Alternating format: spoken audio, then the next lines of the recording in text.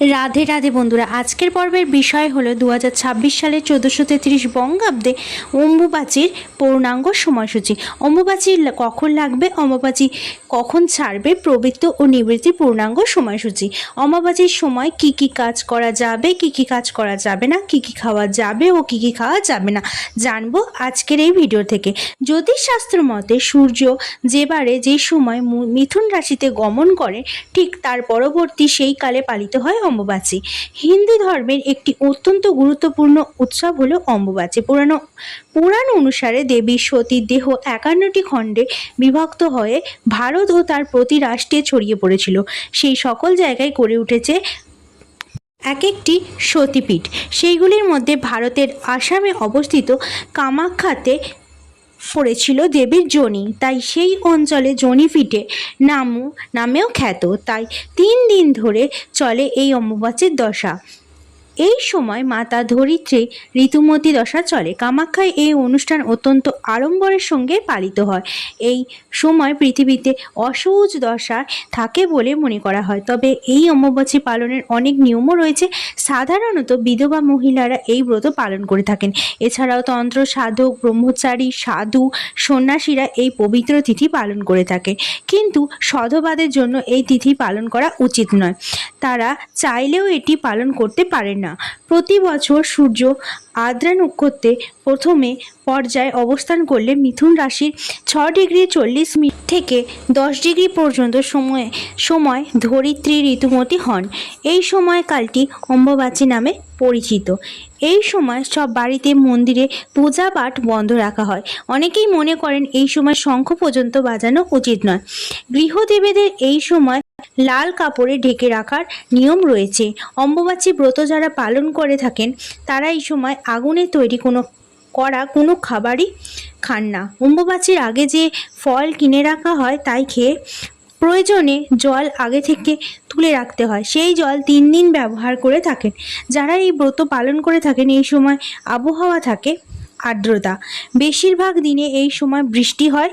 যেহেতু আদ্যাশক্তির ঋতুচক্র হয়, তাই এই সময় বৃষ্টিপাতও বেশি হয়। 2026 সালে 1433 বঙ্গাব্দে অম্বুবাচীর পূর্ণাঙ্গ সময়সূচি। 22শে জুন 2026 বাংলার 7ই আষাঢ় 1433 সোমবার রাত্রি 9টা 10 মিনিটের পর থেকে অম্বুবাচী শুরু হবে আর অমাবাচী সমাপ্ত হবে 26শে জুন 2026 বাংলার 11ই আষাঢ় 1433 শুক্রবার রাত 9টা 33 মিনিট পর্যন্ত অমাবাচী তিথি সমাপ্ত।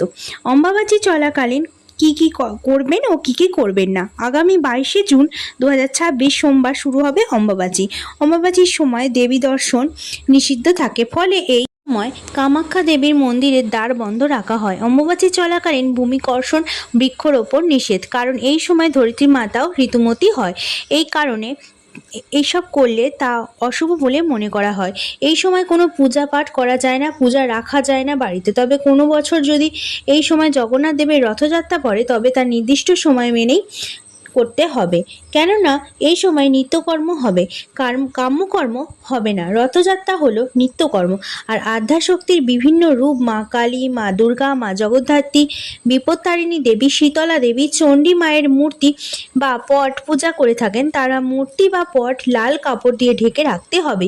পূজার সময় কোনো মন্ত্র পাঠ করা যায় না, কেবল ধূপ দীপ জ্বালিয়ে এই সময় পূজা করা হয়। অম্বুবাচীতে দেবী মূর্তি ভুলেও স্পর্শ করা উচিত নয়। অম্বুবাচী নিবৃত্তির পর আচ্ছাদন খুলে আসন ধুয়ে দেবীকে স্নান করে পূর্বের মতো পূজা ও আমদূত নিবেদন হয়ে থাকে। এই সময় তুলসী গাছের গোড়া মাটি দিয়ে উঁচু করে রাখতে হবে। যারা শাস্ত্রমতে দীক্ষিত তারা এই সময় মন্ত্র জপ করতে পারবেন, কারণ জপে কোনো দোষ নেই। গুরু মন্ত্র জপ করা চলবে। অম্বুবাচীতে গুরু পূজা করা যায়, মাতা তাহলেও পূজা করা যায়। অম্বুবাচীতে গুরু প্রদত্ত নিজ ইষ্ট মন্ত্র জপ বেশি করে যত বেশি সম্ভব তত বেশি জপ করবেন। অম্বুবাচীতে সৌভাগ্য কুণ্ডের ধারে গণেশ বিগ্রহ দর্শন করে তার যদি ভক্তি ভরে পূজা করতে পারেন তাহলে বিশেষ ফল লাভ করা যায়। সৌভাগ্য কুণ্ডের পশ্চিম পারে বিধিপূর্বক স্নান ও তর্পণ করা উচিত। অম্বুবাচীতে বিধিপূর্বক ও অগ্নি স্থাপন করে নিজ ইষ্টমন্ত্র হোম করা উচিত। অম্বুবাচীতে কাঙ্ক্ষিত ফল লাভের জন্য মধ্যরাতের সময় দেবী মা কামাখ্যার কাছে নিজের মনের প্রার্থনা করতে পারেন। অম্বুবাচী চলাকালীন কি কি খাবেন, কি কি খাবেন না। অম্বুবাচী চলাকালীন মূলত ফলাহার করার নিয়ম রয়েছে। এই সময় এই 4 দিন আমিষ আহার একেবারেই করা যায় না, যেমন মাছ, মাংস, ডিম, পেঁয়াজ, রসুন, মসুর ডাল, পুঁই শাক খাওয়া উচিত নয়। এমনকি এই সময় সাদা তেল দিয়ে রান্না করে খাওয়া উচিত নয়। এই সময় কুমড়ো, শুকনো লঙ্কা, লঙ্কার গুঁড়ো খাওয়া উচিত নয়। কামাখ্যা মন্দিরে যে ভান্ডারা এই সময় হয়ে থাকে, সেই ভান্ডারাতে এইসব খাদ্যদ্রব্য বর্জনীয়, তাই মনে করা হয় এই জিনিসগুলো অম্বুবাচীর সময় খাওয়া উচিত নয়। এই সময় যেই জিনিসগুলো খাওয়া উচিত সেই জিনিসগুলি হলো পটল, মুগের ডাল, কাঁচা লঙ্কা, পনির, ঢ্যাঁড়স, সয়াবিন রান্না করা যেতে পারে। কামাখ্যা মন্দিরে এই জিনিসগুলো দিয়েই ভান্ডারা তৈরি করা হয়ে থাকে। এই সময় সমস্ত প্রকারের মৌসুমি ফল খাওয়া যেতে পারে। ফল, দুধ, দই, মিষ্টি অবশ্যই খাওয়া যাবে। এই সময় আম দুধ খাবার একটি নিয়ম রয়েছে। অম্বুবাচী চলাকালীন এই 4 দিনের মধ্যে যে কোনো একদিন অবশ্যই আমদুধ খেতে হয়। শাস্ত্র মতে শরীর ঠান্ডা রাখতে এই সময় দুধের মধ্যে আম মিশিয়ে খাবার কথা বলা হয়েছে। এই 4 দিনের মধ্যে যে কোনো একদিন অবশ্যই আমদুধ খান। বর্ষা মানেই সাপের উপদ্রব, আর তাই অনেকেই মনে করেন এই সময় দুধ আম খেলে দেবী তুষ্ট হন, ফলে সাপের ভয় থাকে না। আর তাই অম্বুবাচী শেষ হলে প্রথমেই ঠাকুরকে নিবেদন করা হয় আমদুধ। মনে করা হয় আমদুধ দিয়ে দেবীকে পূজা করলে দেবী তুষ্ট হন এবং সাপের কামড়ের হাত থেকে রক্ষা পাওয়া যায়। আশা করি আপনাদের ভিডিওটি উপকারে আসবে। সম্পূর্ণ ভিডিওটি দেখার জন্য অসংখ্য অসংখ্য ধন্যবাদ।